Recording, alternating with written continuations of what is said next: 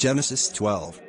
The Lord had said to Abram, "Go from your country, your people and your father's household to the land I will show you. I will make you into a great nation, and I will bless you. I will make your name great, and you will be a blessing. I will bless those who bless you, and whoever curses you I will curse, and all peoples on earth will be blessed through you." So Abram went, as the Lord had told him, and Lot went with him. Abram was 75 years old when he set out from Harran. He took his wife Sarai, his nephew Lot, all the possessions they had accumulated and the people they had acquired in Harran, and they set out for the land of Canaan, and they arrived there. Abram traveled through the land as far as the site of the great tree of Moreh at Shechem. At that time the Canaanites were in the land. The Lord appeared to Abram and said, "To your offspring I will give this land." So he built an altar there to the Lord, who had appeared to him. From there he went on to in the hills east of Bethel and pitched his tent, with Bethel on the west and Ai on the east. There he built an altar to the Lord and called on the name of the Lord. Then Abram set out and continued to in the Negev. Now there was a famine in the land, and Abram went down to Egypt to live there for a while, because the famine was severe. As he was about to enter Egypt, he said to his wife Sarai, "I know what a beautiful woman you are. When the Egyptians see you, they will say, 'This is his wife.' Then they will kill me but will let you live. Say you are my sister, so that I will be treated well for your sake and my life will be spared because of you." When Abram came to Egypt, the Egyptians saw that Sarai was a very beautiful woman.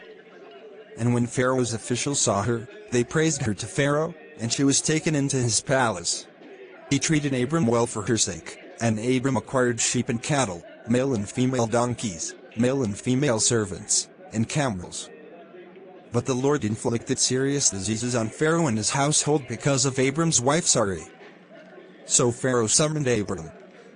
"What have you done to me?" He said. "Why didn't you tell me she was your wife?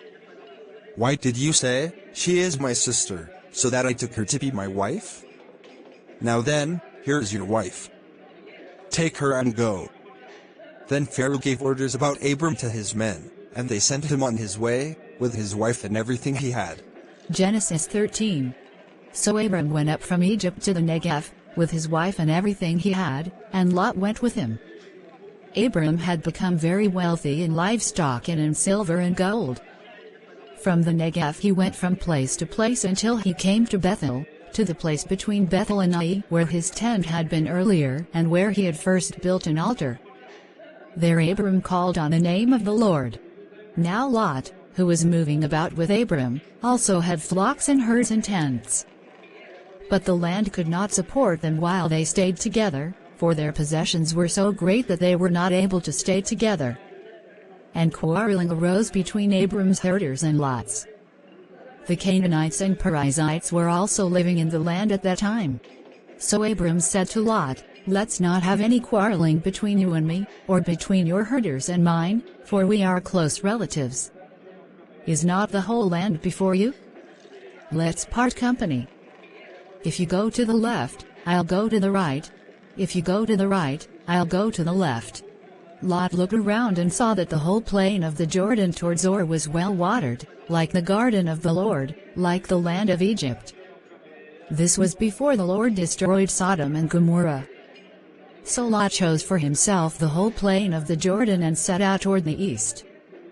The two men parted company. Abram lived in the land of Canaan, while Lot lived among the cities of the plain and pitched his tents near Sodom. Now the people of Sodom were wicked and were sinning greatly against the Lord.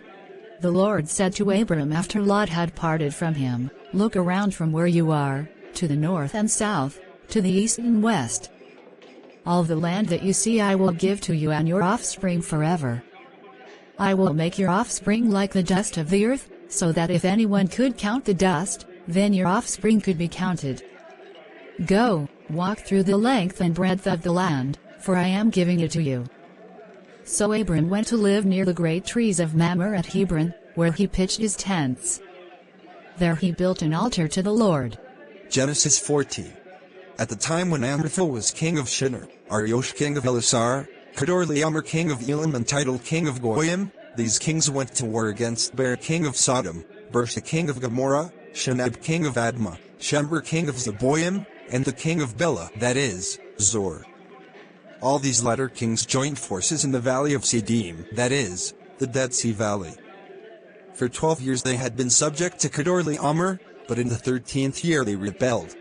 In the 14th year, Kedorlaomer and the kings allied with him went out and defeated the Rephaites in Ashtaroth-Karnaim, the Zuzites in Ham, the Emites in Shaveh-Kiriathaim, and the Hurites in the hill country of Seir, as far as El Paran near the desert. Then they turned back and went to En-Mishpat, that is, Kadesh, and they conquered the whole territory of the Amalekites, as well as the Amorites, who were living in Hazez and Tamar. Then the king of Sodom, the king of Gomorrah, the king of Admah, the king of Zeboim and the king of Bela, that is, Zor, marched out and drew up their battle lines in the valley of Siddim against Kedorlaomer king of Elam, Tidal king of Goyim, Amraphel king of Shinar and Ariosh king of Elasar, 4 kings against 5. Now the valley of Siddim was full of tar pits, and when the kings of Sodom and Gomorrah fled, some of the men fell into them and the rest fled to the hills. The 4 kings seized all the goods of Sodom and Gomorrah and all their food. Then they went away. They also carried off Abram's nephew Lot and his possessions, since he was living in Sodom. A man who had escaped came and reported this to Abram the Hebrew. Now Abram was living near the great trees of Mamre the Amorite, a brother of Eshcol and Aner, all of whom were allied with Abram. When Abram heard that his relative had been taken captive, he called out the 318 trained men born in his household and went in pursuit as far as Dan. During the night Abram divided his men to attack them and he routed them, pursuing them as far as Hobah, north of Damascus. He recovered all the goods and brought back his relative Lot and his possessions, together with the women and the other people.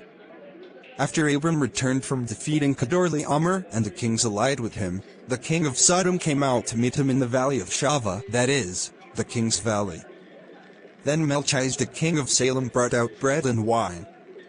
He was priest of God Most High, and he blessed Abram, saying, Blessed be Abram by God Most High, creator of heaven and earth. And praise be to God Most High, who delivered your enemies into your hand. Then Abram gave him 1/10 of everything. The king of Sodom said to Abram, Give me the people and keep the goods for yourself. But Abram said to the king of Sodom, With raised hand I have sworn an oath to the Lord, God Most High, creator of heaven and earth, that I will accept nothing belonging to you, not even a thread or the strap of a sandal, so that you will never be able to say, I made Abram rich. I will accept nothing but what my men have eaten and the share that belongs to the men who went with me, to Aner, Eshcol and Mamre. Let them have their share. Genesis 15. After this, the word of the Lord came to Abram in a vision, Do not be afraid, Abram. I am your shield, your very great reward. But Abram said, Sovereign Lord, what can you give me since I remain childless and the one who will inherit my estate is Eliezer of Damascus? And Abram said, You have given me no children, so a servant in my household will be my heir. Then the word of the Lord came to him, This man will not be your heir, but a son who is your own flesh and blood will be your heir. He took him outside and said, Look up at the sky and count the stars, if indeed you can count them. Then he said to him, So shall your offspring be. Abram believed the Lord, and he credited it to him as righteousness. He also said to him, I am the Lord, who brought you out of Ur of the Chaldeans to give you this land to take possession of it. But Abram said, Sovereign Lord, how can I know that I will gain possession of it? So the Lord said to him, Bring me a heifer, a goat and a ram, each 3 years old, along with a dove and a young pigeon. Abram brought all these to him, cut them in two and arranged the halves opposite each other. The birds, however, he did not cut in half. Then birds of prey came down on the carcasses, but Abram drove them away. As the sun was setting, Abram fell into a deep sleep, and a thick and dreadful darkness came over him. Then the Lord said to him, Know for certain that for 400 years your descendants will be strangers in a country not their own, and that they will be enslaved and mistreated there. But I will punish the nation they serve as slaves, and afterward they will come out with great possessions. You, however, will go to your ancestors in peace and be buried at a good old age. In the 4th generation your descendants will come back here, For the sin of the Amorites has not yet reached its full measure. When the sun had set and darkness had fallen, a smoking fiery bow with a blazing torch appeared and passed between the pieces. On that day the Lord made a covenant with Abram and said, "To your descendants I give this land, from the Wadi of Egypt to the great river, the Euphrates, the land of the Canaanites, Kenizzites, Canaanites, Hittites, Perizzites, Rephaites, Amorites, Canaanites, Girgashites and Jebusites." Congratulations on completing Day 4 of the Audio Big program.